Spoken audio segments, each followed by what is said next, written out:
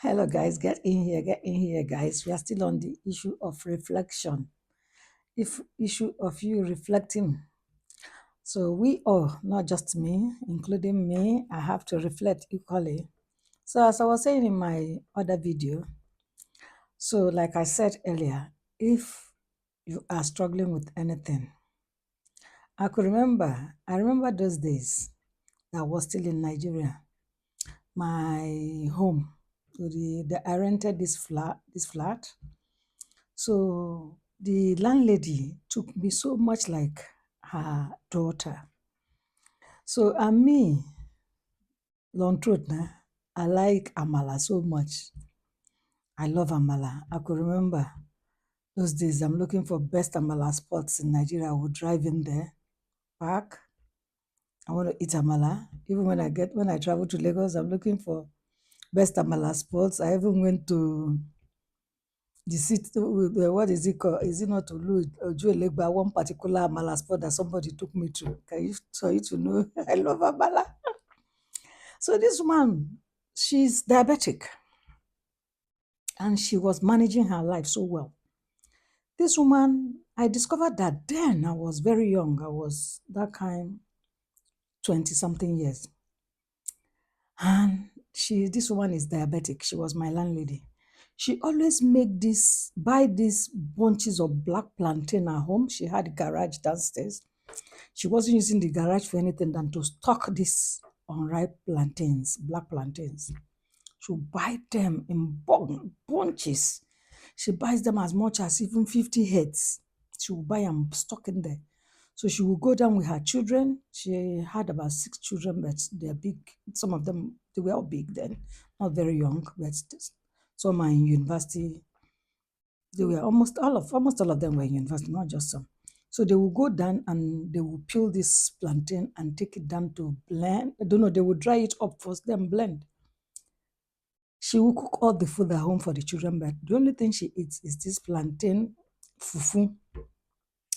She will make it, she can eat it with any soup that she make. Even if she cooks rice and all those things, she doesn't eat it. She was staying away from all those carbohydrates, but go on this iron food. That is what she eat more. So, but because I love the food, each time I come in, I say, Mommy, what did you cook? You say, I don't eat what you people eat. I say, I want that one you are eating. That is what I always like. I like amala. She will make the amala and serve me with the soup and even when I'm not home, she will make it and keep for me. But do you know, for the fact now that I'm in nursing, and we're talking about health and well-being, that has given me room to address some of our community, our Black community, especially Nigerians, that has blood pressure, diabetic. It has given me room to address them and suggest, for health and well-being, we need to address this. We need to approach people. We need to address them. We need to advise them.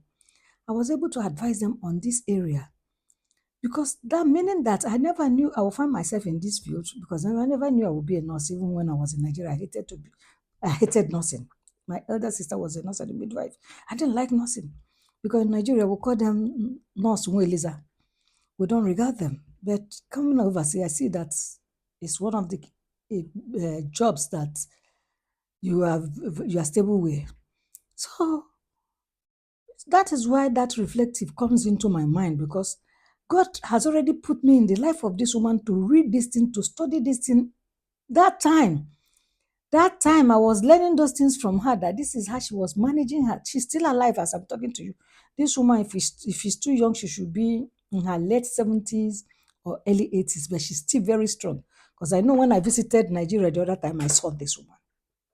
I met this woman. She made the same food for me because I told her, Mommy, I want to eat the same food. And she made it for me.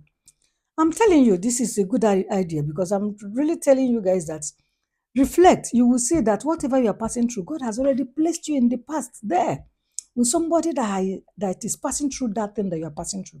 Somebody that is going through that thing that you are going through. He has seen that you are in your future. You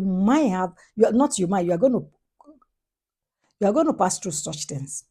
So he put you in the life of people that can educate you more towards what you are going to meet in future so that you will know how to handle it, whether it's business or sickness or marriage, anything at all. You have been in the life of somebody that you would have learned something, one or two things from that can take you through that thing and enable you to navigate and succeed in that thing that you are doing.